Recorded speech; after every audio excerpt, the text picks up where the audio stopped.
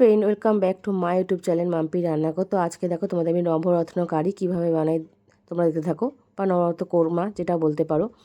তো দেখো প্রথমে আমি কিছুটা সাথে নিয়ে নিয়েছি, কয়েকটা ফুলকপি টুকরো টুকরো করে কেটে নিয়েছি। এবার দেখো 2 রকম গাজর কেটে নিয়েছি, দিয়ে সব কিছুকে একসঙ্গে একটু ভেজে নেবো।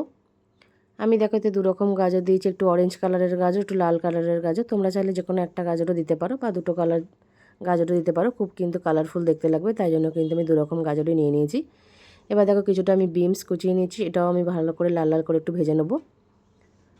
খুব বেশি কিন্তু পোড়ানো যাবে না, কারণ তাহলে সবজি কিন্তু খুব বেশি ভাজলে কিন্তু সবজির যে কালারটা সেটা নষ্ট হয়ে যায়, তাই খুব বেশি কিন্তু ভাজবো না। আর একদম যেন কাঁচাও না থাকে সেরকম কিন্তু ভেজে নিতে হবে সবগুলো সবজিগুলোকে একসাথে। তো দেখতে পাচ্ছ মোটামুটি ভাজা হয়ে গেছে, আমি একটা থালায় তুলে রেখেছি। এবার বাকি প্রসেসগুলো দেখতে থাকো আমি কীভাবে বানাই। তো দেখো ওই তেলের মধ্যে আমি কিছু পনির কিউব করে কেটে রেখেছি, তো পনিরগুলোকেও দিয়ে দিলাম। তো নবরত্ন কোরমায় কিন্তু অবশ্যই পনিরটা দিতে হবে, কারণ পনিরেই কিন্তু এই রেসিপির টেস্টটা কিন্তু অনেক বেশি দুর্দান্ত খেতে লাগে। তো অবশ্যই করে পনিরটা কম বেশি করে বাড়িয়ে নেবে। সবজির কোয়ান্টিটি যদি বেশি থাকে তাহলে পনিরের কোয়ান্টিটিটা একটু বাড়িয়ে নিতে পারো।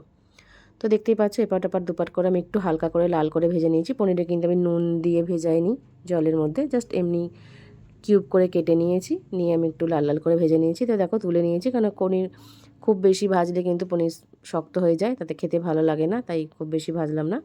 এবার দেখো ওই তেলের মধ্যে আমি কয়েকটা কাজু আর কয়েকটা কিশমিশ সেটাও একটু করে ভেজে নেবো, ভেজে নিয়ে তুলে নেবো। তো দেখতেই পাচ্ছ, তো দেখো তুলে নিয়েছি। ওই তেলের মধ্যে এবার গোটা গরম মশলা আমি ফোড়ন দিয়ে দিলাম, এলাচ, দারচিনি, লবঙ্গ সেটাও ফোড়নে দিয়ে দিলাম। এবার দেখো এখানে একটা পেস্ট বানিয়ে রেখেছিলাম, 2টো টমেটো, কয়েকটা কাঁচা লঙ্কা আর হাফ ইঞ্চির মতো আদা, সেই পেস্টটাকে দিয়ে আমি ভালো করে মিশিয়ে নিচ্ছি। গোটা গরম মশলার সাথে তেলটার সাথে ভালো করে মশলার সাথে মিশিয়ে নিয়েছি। এবার দেখো সামান্য স্বাদ মতো নুন দিয়ে দিলাম, 1 চামচের মতো দেখো জিরে গুঁড়ো, 1 চামচের মতো ধনে গুঁড়ো সেটাও দিয়ে দিলাম। এটা কিন্তু আমি পেঁয়াজ রসুন দিয়ে করবো না, সম্পূর্ণ নিরামিষ করব। এটা পেঁয়াজ রসুন দিয়েও করা যায়, তবে এটা কিন্তু নিরামিষ করলে বেশি সুন্দর খেতে লাগে, আর সবাই খেতেও পারবে নিরামিষ কিন্তু বানালে। তো দেখো এবার একটা পেস্ট বানিয়ে রেখেছিলাম, এই পেস্টটার মধ্যে রয়েছে কাজু, কিশমিশ, কয়েকটা আমন্ড বাদাম আর একটুখানি পোস্ত, সব কিছুকে একসঙ্গে ভিজিয়ে মিক্সিতে ব্লেন্ড করে নিয়েছি। তো দেখো ভালো করে মিশিয়ে নিচ্ছি, যাতে করে দলা দলা না পেকে যায় আর যাতে ছানা ছানা মতো না হয়ে যায়, তার জন্য ভালো করে কিন্তু মিশিয়ে নিতে হবে। তো দেখো একটু সামান্য মেশানো হয়ে যাওয়ার পরে আমি যে সবজিটা ভেজে রেখেছিলাম সেই সবজিটাকেও দিয়ে দিলাম, দিয়ে আবারও ভালো করে আমি মিশিয়ে নিচ্ছি সব মশলার সাথে। এবার দেখো আমি একটা ক্যাপসিকাম কুচি রেখেছিলাম, সেই ক্যাপসিকামটাও দিয়ে দিলাম। ক্যাপসিকাম কিন্তু আমি আগে থেকে ভাজিনি, কারণ ক্যাপসিকাম আগে থেকে ভাজলে কিন্তু খুবই নরম, তাই তা গলে যাবে, তাই ক্যাপসিকাম আর টমেটো কিন্তু আমি এই পর্যায়ে দিলাম। তো দেখতেই পাচ্ছ টমেটোটাও আমি দিয়ে দিলাম। টমেটোটা দেওয়ার ফলে কালারফুল দেখতে লাগে, কত সুন্দর দেখতেই পাচ্ছ। তো ওই যে এখন টমেটোটা কিন্তু এখানেও কয়েকটা দিলাম, কিছুটা বেটে দিয়েছিলাম, কিছুটা গোটা দিলাম। তো দেখো কিছুটা আমি কড়াইশুঁটি সেটাও দিয়ে দিলাম, দিয়ে আবারও আমি মশলার সাথে ভালো করে মিশিয়ে নিচ্ছি।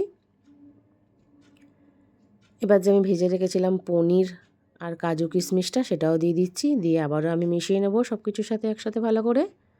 দেখতেই পাচ্ছ পুরো রেসিপিটা কিন্তু স্টেপ বাই স্টেপ দেখাতে গিয়ে কিন্তু ভিডিওটা অনেকটা লং হয়ে গেছে, তো কেউ স্কিপ না করে পুরো ভিডিওটা দেখার অনুরোধ রইল। তবে স্টেপ বাই স্টেপ দেখতে হলে কিন্তু রেসিপিটা কিন্তু তবেই দুর্দান্ত হয়েছে, আর তবেই দেখতে থাকো তোমরা রেসিপিটা, পুরো রেসিপি ফলো করতে থাকো। তো দেখো আমি কিছুটা দুধ দিয়ে দিলাম, যেহেতু খুব বেশি দুধ দেওয়া দরকার নেই, কারণ সবজি অলরেডি ভাজা রয়েছে, তাই খুব বেশি কিন্তু সেদ্ধ হতে সময় লাগবে না। এটা কিন্তু দুধই দিতে হবে, জল দিলে কিন্তু এর টেস্টটা খুব একটা ভালো আসবে না। তো দেখো আমি সামান্য মতো চিনি দিয়ে দিলাম, অল্প একটু গরম মশলার গুঁড়ো দিয়ে দিচ্ছি, আর দেখো একটুখানি বাটার দিয়ে দিলাম। তোমরা চাইলে কিন্তু ঘিও দিতে পারো, তবে এই বাটারটা কিন্তু বেশি টেস্ট হয়, তাই অল্প একটু বাটার দিয়ে দিলাম। এবার দেখো সামান্য পরিমাণে একটু কাসুরি মেথি সেটাও দিয়ে দিচ্ছি, তো দেখতেই পাচ্ছ। আর দেখো কিছুটা আমি ফ্রেশ ক্রিম দিয়ে দিলাম, এটা এই রেসিপির কিন্তু মেন এই জিনিস কিন্তু ফ্রেশ ক্রিম। ফ্রেশ ক্রিম দিলে কিন্তু এই রেসিপির টেস্ট দুর্দান্ত আসে, তো ফ্রেশ ক্রিমটা কিন্তু অবশ্যই দিতে হবে। তো দেখতেই পাচ্ছ ফ্রেশ ক্রিমটা দিয়ে দিয়েছি, ব্যাস এতে আর আমার তেমন কিছু দেওয়ার নেই।